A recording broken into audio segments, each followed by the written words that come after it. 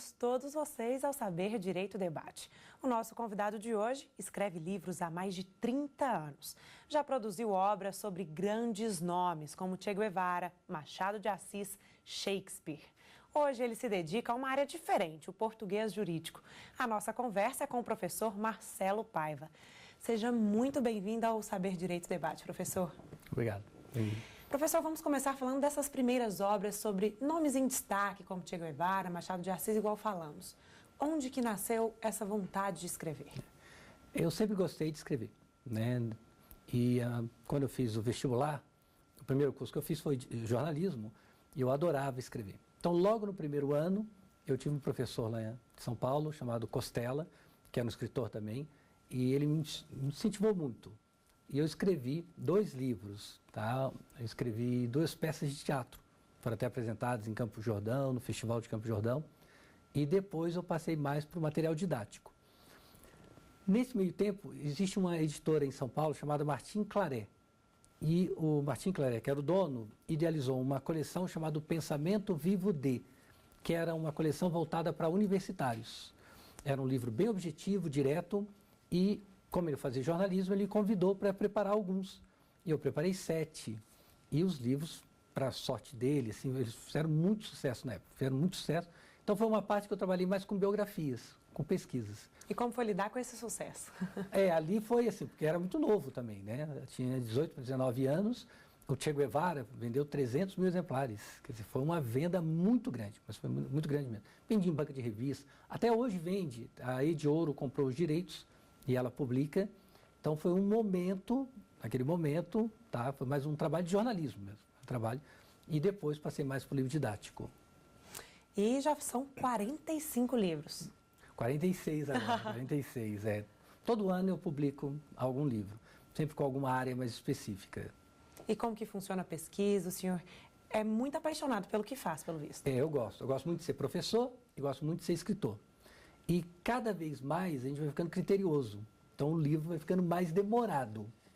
Então, a própria área de português jurídico foi uma coincidência também. Eu era professor de português. Quando eu entrei na faculdade, para pagar as despesas, eu comecei a dar aula. E eu adorei dar aula. Me formei, trabalhei como jornalista, mas continuei dando aula. Chegou um momento, eu abandonei o jornalismo, fiquei dando aula, escrevendo, dando aula, escrevendo. E no começo você vai produzindo muito. Com o tempo você vai ficando criterioso. Em 95, eu fui convidado para ficar aqui em Brasília. Então eu vim a Brasília, ia ficar um tempo só, ia voltar, mas eu adorei, acabei ficando em Brasília. E em 97 eu recebi um convite para fazer um estudo de português jurídico. Na verdade, era como a língua portuguesa era empregada na linguagem jurídica. E me pediram 3 meses, eu demorei 3 anos. Eu tinha que começar a estudar direito, tá? Não bastava saber o português. E eu gostei muito, né? Em 2001, então 97 até 2001, fui convidado para fazer um curso de português jurídico no STJ. De início, eu já fui para o STJ. E gostei do curso, eles gostaram, passaram para o gabinete, o Supremo convidou, aí eu passei cada vez mais me dedicando a essa parte. Tá? Cada vez vai entrando numa área. Há poucos anos o CNJ me convidou para elaborar um trabalho de emendas jurisprudenciais. De novo, estou lá pesquisando como é feito, porque eu procuro fundamentar muito, tá? Nada de achismo, assim, é o que é norma, é o que é o padrão, né? E o senhor falou que desde 97 que entrou nessa área do português jurídico mais afinco. Certo. E é desde 97 que é só nessa área, não? Durante um tempo ainda eu continuei com a área de concurso, trabalhei durante um tempo, preparar material de português mesmo, voltado para concurso, voltado para pré-vestibular, ou voltado na português. E em determinado momento eu comecei a me dedicar mais à linguagem jurídica, a manual de redação oficial, a atos normativos, a uma parte que eu gostei muito e senti uma carência muito forte. Aqui no Brasil tinha uma carência. Quando me convidaram a preparar o material, na hora que eu fazia a pesquisa, primeiro não tinha tanta essa internet como tem hoje. E não tinha material. Não tinha, assim, eram pouquíssimos. Hoje não, hoje você pesquisa muito, assim, você encontra na internet, encontra na livraria. Então eu percebi que havia uma carência muito grande. E eu gostei do assunto. Entendi. E, para minha surpresa, eu pensei que fosse haver muita resistência. Eu fiz depois a pós-graduação em Direito Público, cada vez mais, e comecei a dar curso muito para magistrado e achei que fosse ocorrer uma resistência. E para mim não aconteceu. Na verdade, há um interesse muito grande. Há um interesse em aprender realmente qual é a forma adequada. E escrever livros didáticos, existe uma pesquisa mais aprofundada, vamos dizer? Existe, porque você passa a ser muito uma referência, então você toma muito cuidado. Quando você é mais novo, se você escreve, não tem aquele compromisso que com a idade traz para você. Então, hoje, ao escrever, eu tomo muito cuidado para ter certeza que aquilo é daquela forma. Eu pesquiso, eu vou lá, Então, qualquer comentário, eu fico mais atento a essa parte. E o senhor falou que mais novo não tem muito compromisso, mas aos 18 anos escreveu um livro que virou peça de teatro. Ali foi uma coincidência, um livro que eu gostei muito, teve uma segunda edição muito rápida, né? Eu, felizmente, tenho uma facilidade de escrever. Tenho uma facilidade e acho que todo mundo consegue desenvolver uma técnica. Eu não tinha um bom domínio gramatical, isso eu tive que aprender mesmo, mas eu tive uma facilidade em transmitir a ideia. Então, eu acho que é uma característica, o livro é muito objetivo, é um livro prático, né? Falou que não tinha muito domínio gramatical. Como que foi para aprender um pouquinho essa gramática? Demorou um pouco. Demorou porque eu não gostava, né? Embora eu adorasse escrever, mas concordância, regência, aquela parte de oração subordinada, substantiva, os conectivos, era uma parte que eu não gostava. Hoje eu gosto muito até, mas eu demorei. Como qualquer pessoa vai estudando, uma hora você aprende as regras e começa a usar com mais flexibilidade. Né? Hoje eu gosto de estudar, tenho uma dúvida, por que é assim, por que é assado, mas no começo não. E dica para os alunos, talvez para gravar mais as regras, o senhor tem alguma, não? Eu evito um pouco de dicas, porque as dicas no português, elas dão certo na aparência. Então, por exemplo, a diferença entre onde e aonde. Onde é lugar parado, aonde é movimento. Essa regra não funciona muitas vezes. Tá? Então, na verdade, o professor entra na sala, fala onde, aonde. Então, na verdade, ele ensinou uma parte. Se esse aluno for fazer um concurso público e o concurso for um concurso mais difícil, ele vai errar a questão. Ele vai errar porque quem faz o concurso, tá? Mesma coisa, substituir a oração subordinada substantiva por isso. Também é uma regra que não dá certo sempre. O que é pronome relativo quando você consegue trocar por o qual a qual? Também não é uma verdade, né? Mas são dicas que funcionam até uma parte. Se você precisa aprender português com mais detalhes, a dica não é o melhor caminho. Se você vai fazer um concurso complicado, não use dicas. As dicas atrapalham. Então, o senhor sempre busca um embasamento para ter suas Embasamento, exatamente. Eu acho que é a melhor forma. É mais difícil, é mais demorado, mas você se sente mais seguro. Professora, a gente vai dar uma breve pausa na nossa conversa, porque o Saber Direito Debate vai para um rápido intervalo. E já já a gente está de volta.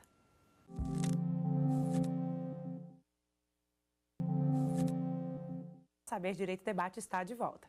E hoje conversando com o escritor e professor Marcelo Paiva. Professor, a gente já falou um pouquinho da sua história dos livros, né? O senhor começou pela literatura, contou histórias de grandes nomes, né, da história e passou para o português jurídico. Como que foi essa transição? Como que foi sair da literatura para mais um estudo teórico? É bem diferente, né? Porque nessa parte da literatura você se sente mais solto. Há um compromisso de contar uma história, de transmitir, mas está tudo na sua mão, tá? Quando você vai para o material didático, há uma pesquisa, há um padrão, você não é dono daquele conteúdo. Aquele conteúdo existe e você tenta passar da melhor forma possível. Então, quando é um livro de português, ensinar a regra de pontuação, procurar trabalhar a regra que existe, padronizada, tá, de uma forma bem objetiva. Então, você fica um pouco escravo deste padrão para descobrir exatamente. Português, por exemplo, você vai, estuda, chega uma hora que você domina bem esta parte e pega aqueles casos mais específicos. Quando foi com a linguagem jurídica, era um universo aberto, mas era um universo aberto mesmo. Mas essa mudança era algo que o senhor já imaginava, queria, não? Não, foi por acaso. Foi totalmente por acaso. Foi por uma necessidade, foram pedidos. Eu fui convidado para desenvolver, acabei gostando e desenvolvendo, acabou fazendo sucesso e eu acabei entrando. Eu estou no momento agora que eu vou voltar a produzir textos mais soltos. Por exemplo, eu gosto muito de etimologia. Eu estou preparando um livro, quero publicar na passagem do ano, de etimologia. Termos, qual o significado exato, mas de uma forma mais aberta, né? Então, na verdade, eu quero trabalhar com as duas formas. Então, quer mesclar a partir de agora. Exatamente. Eu já tinha essa ideia e agora está sendo possível isso. E o senhor falou de ser convidado. Recentemente foi convidado aí para Portugal para estudar um pouquinho português jurídico de lá. Eu já havia morado em Portugal, né, há um tempo e me apaixonei por Portugal. Eu gosto muito de Portugal e sempre tive a ideia de voltar a Portugal. E surgiu uma oportunidade há 3 anos. Eu fui para Portugal, fui com família e tudo, tá? Minha esposa, meus filhos. A gente foi para lá, eu adoro Portugal, tá? Desenvolvo trabalho de pesquisa lá, venho, tá? Quase todo mês para o Brasil, por causa dos cursos, mas eu adoro, dá uma saudade do Brasil. Mas realmente, tá? Eu gosto muito da maneira de que se vive em Portugal. E essa primeira oportunidade em Portugal foi por causa do mestrado, não? Não. Eu fiz o mestrado em Portugal, mas é mais para desenvolver uma pesquisa do português jurídico que lá não existe. Aqui no Brasil hoje nós temos diversos autores, você pesquisa na internet, você entra numa livraria e encontra muito material. Isso não existe em Portugal. Você pode procurar, que você não vai encontrar o material em Portugal, né? Só que lá eles usam de uma forma diferente, você tem que pesquisar bastante, tomar muito cuidado, tá? Eu não sei nem se vou publicar, eu pretendo publicar, mas não sei se vou publicar. Mas eu faço essa pesquisa lá. E já são quantos anos de pesquisa? Eu comecei a pesquisar em 97 o português jurídico de uma forma geral. Tá? Lá em Portugal deve ter uns 4, 5 anos que eu venho pesquisando, bem separando conteúdos. E desde então tiveram avanços? Não. Não, o português jurídico em Portugal, nós temos um problema nas línguas neolatinas, porque as línguas neolatinas sofreram uma influência muito grande do Império Romano, que era muito preocupado com a forma, não tanto com o conteúdo. Então há um rebuscamento exagerado. Quando você observa a linguagem jurídica na Itália, na Espanha, Portugal, no Brasil, há um rebuscamento exagerado, mas muito exagerado. E aqui no Brasil o senhor já percebeu avanços no português jurídico? Bastante. O primeiro curso foi em 2001, no STJ. De lá para cá, quando eu entro para dar um curso, eu noto a diferença muito grande. Porque os manuais de redação oficial, há uma campanha no Brasil para simplificar a linguagem jurídica. Então, é o Ministério Público, é o Tribunal Superior, é a Associação de Magistrados, a OAB, então há uma campanha. Então, não é chegar a um curso e falar sozinho. Todo mundo já está preparado. Mas muitos leigos também não conseguem, né, entender a linguagem jurídica. É um problema.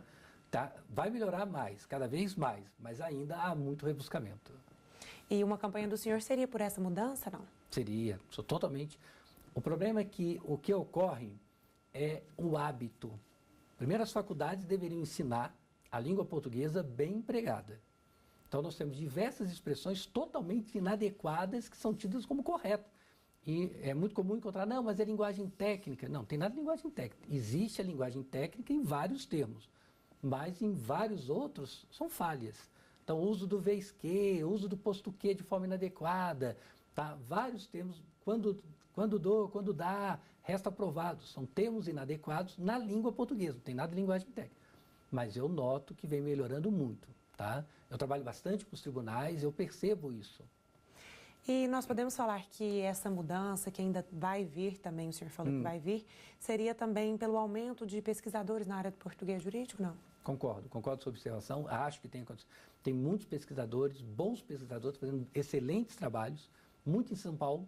Em São Paulo nós temos excelentes autores pesquisando, da mesma forma que eu trabalho, eles também, e isso ajuda. Mas o que mais ajuda, na minha opinião, é o tribunal tá engajado na campanha.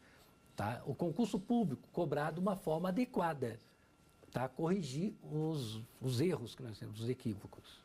E um texto jurídico bem escrito influencia na sentença, não? Influencia, com certeza. Nós temos, isso é muito comum até. Isso é muito comum. Você começa a ler a sentença, tá? Você pega a petição, recebe a petição. Muitas vezes o magistrado não entende o que está escrito. Muitas vezes o pedido não está de acordo com a argumentação, com o que aconteceu. Tá? E isso, eu do curso, eu percebo. Eles vêm comentar e eles mostram. Realmente, o pedido não tem a ver com o caso, então está mal escrito. Mas é muito comum, não?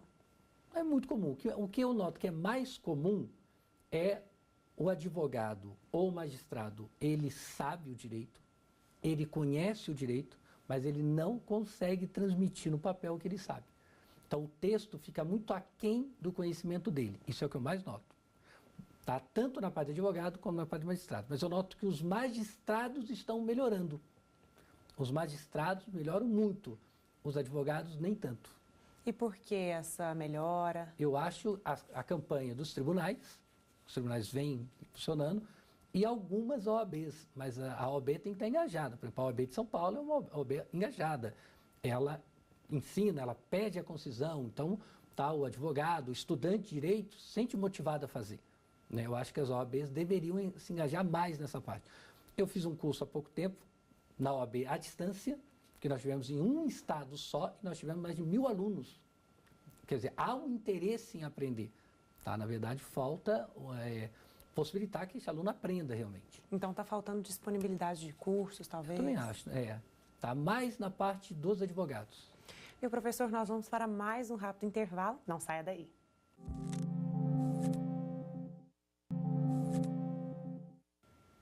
Voltamos com o Saber Direito Debate e a gente continua conversando sobre o português jurídico com o professor Marcelo Paiva, autor de vários livros sobre o tema. São quantos livros já sobre este tema, professor? Sobre este tema, quase 20.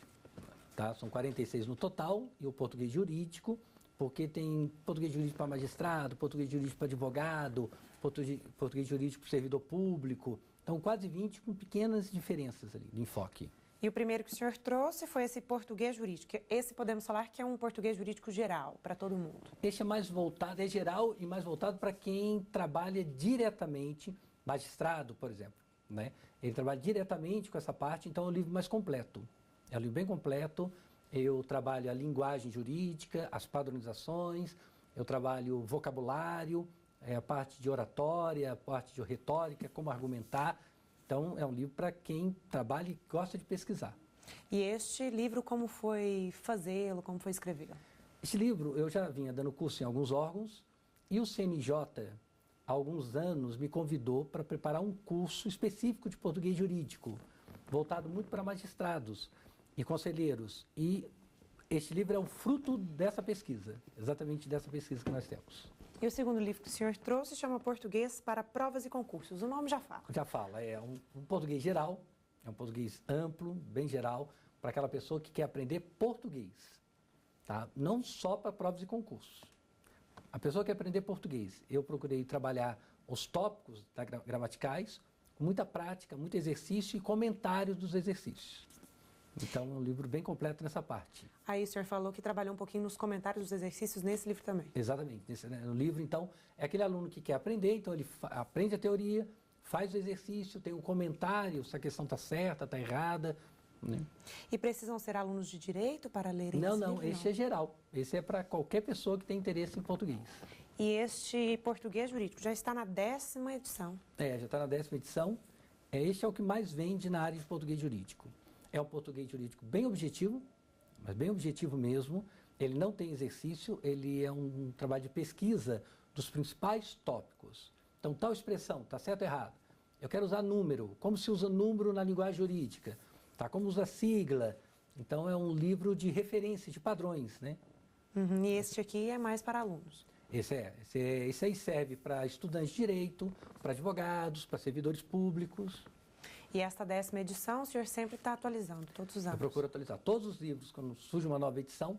Tá? Esse português para provas e concursos também é um livro que vende bastante, é muito procurado. E este de português jurídico da edição, toda edição eu faço uma mudança, eu faço uma atualização dele.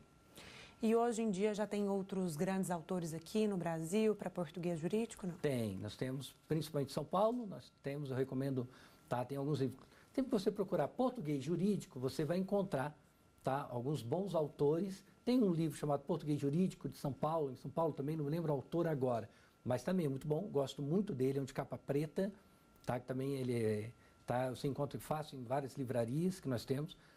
Tem alguns livros de português jurídico voltados para concursos. Então, aquela pessoa que vai fazer o exame para juiz, então tem a sentença, ou vai fazer para OAB, tá? Então, ele tem um enfoque mais para essa prova. Tá? E alguns livros de português jurídico de uma forma ampla. Mas hoje nós temos muitos, muito mesmo. Tem um livro que eu recomendo muito chamado Linguagem Jurídica, tá? Que é o Heitor Nascimento. Ele é muito bom, é da Saraiva. E essa linguagem já é ensinada nas universidades, professor? Não, é uma pena. É muito precário, mas muito precário mesmo. Eu ministro muito curso, tá, para estudante de Direito, e o estudante de Direito, ele comenta, nossa, isso aqui não tem nada. Justamente o contrário, porque na faculdade eles usam muito a doutrina e os doutrinadores trazem os vícios que nós temos na linguagem jurídica. Então fica parecendo para eles que aquilo está correto, gramaticalmente. Estou falando do aspecto de direito, o aspecto de direito é perfeito. O aspecto gramatical, o aspecto estilístico é que é comprometido. Então o aluno talvez entra muito leigo nessa área, ainda pega esses vícios que o senhor estava contando? Exatamente, é o que mais acontece. Ele é um leigo, ele começa a estudar e ele já aprende de uma forma equivocada, na área da linguagem, O que eu noto muito, por exemplo, a argumentação. Então não é só a regra gramatical, saber argumentar. Faculdade, quem trabalha com direito, a argumentação é o dia a dia dele. Então saber usar o pensamento dedutivo, pensamento indutivo, saber usar as figuras retóricas, a faculdade estuda, ensina muito precariamente essa parte. Então o senhor acredita que as universidades que talvez inserissem o português jurídico até no primeiro período para os alunos aprenderem, seria um grande ganho para esse aluno? Eu acredito que sim, e acho que seria, na verdade, uma obrigação da faculdade. Uma obrigação porque ele vai trabalhar com aquilo. Ele depende daquilo para escrever, como um jornalista. Tá? Eu tenho um livro de português para jornalista. É um enfoque para o jornalista. Você não consegue imaginar um jornalista que não domina português. Com certeza. Né? E desde quando o senhor percebe essa necessidade das universidades faltarem um pouco com o português jurídico? Quando eu comecei a fazer a pesquisa, o primeiro lugar, porque eu tenho uma origem acadêmica. A minha origem é acadêmica, né? E com o tempo eu fui ficando muito prático, muito objetivo nos meus textos, na minha pesquisa. Quando eu fui convidado para fazer esse trabalho de português jurídico, quando eu decidi, eu fui primeiro para as faculdades. Fui procurar com o professor e não encontrei nada, mas nada, absolutamente nada. Tá? Não existe. Quando você vai pesquisar hoje, de novo, você também não encontra quase nada. Você encontra nos órgãos que usam, por exemplo, tribunal, você encontra os manuais de redação. Você vai para a OAB, tem uma orientação, tem alguns cursos de formação, mas quando você vai para a universidade, é muito pouco. Eu conheço alguns casos, mas no geral não. Como eu acho que deveria ser. Pelo menos 2 anos o aluno deveria trabalhar português. Deveria trabalhar português as regras, deveria trabalhar português na linguagem jurídica. E professor, conta pra gente como que é ser professor, ser empresário e também ser escritor. O lado empresário é o que eu menos gosto. Acabou sendo uma necessidade, mas eu sou empresário, eu gosto muito de ser escritor, eu adoro ser professor. Eu me afastei um pouco de sala de aula por causa da pesquisa, então eu não vou escrever, eu dou muito curso à distância e o presencial eu sinto falta. Então eu estava sentindo falta. Agora eu voltei a dar alguns cursos presenciais e adoro, mas eu adoro, o tempo voa quando eu estou dando aula, não é verdade? A mesma coisa quando eu vou escrever, é um trabalho cansativo, parece que é fácil, sai ali, não é. Tá? Você vai ficando criterioso, você vai ficando com muita atenção para revisar. Né? O lado empresário, que é o mais chato, o mais cansativo, tá? Que você tem que lidar com essa parte de comércio, tanto que dá para passar, eu passo. Porque o que eu gosto de fazer é escrever e ministrar aula. E para a gente encerrar, dá uma dica para os alunos que querem ser escritores e até pesquisadores, professor. Há um campo muito grande. Tá? Uma falta de pessoas dedicadas assim. Hoje, quando eu me observo com o meu trabalho, eu trabalho com muita dedicação e organização. Então, muitas vezes a pessoa quer começar, ela até tem uma vontade, mas ela não é organizada. Então, se alguém tem interesse, e muitas vezes tem, porque eles entram em contato querendo, há uma área muito aberta, há diversos campos que você pode trabalhar a linguagem, mas há uma necessidade de uma organização de pesquisa, organização de saber o que é interessante e saber principalmente não é o que você acha, é o que é. Tá? Então, você tentar passar de uma forma objetiva o que é a realidade, não o achismo, né? Professor, muito obrigada por ter estado aqui conosco durante toda a semana, né, ministrando no Saber Direito e hoje aqui no Saber Direito Debate. Muito obrigado a todos. E o Saber Direito Debate fica por aqui. Obrigada por sua companhia. E se você tem sugestões ou dúvidas, mande um e-mail para a gente, é saberdireito@stf.jus.br. E a nossa programação você encontra no site tvjustiça.jus.br. Tchau e até o próximo programa. Se você tem dúvidas, mande um e-mail para a gente, saberdireito@stf.jus.br. E você também pode estudar pela internet acessando o site tvjustiça.jus.br.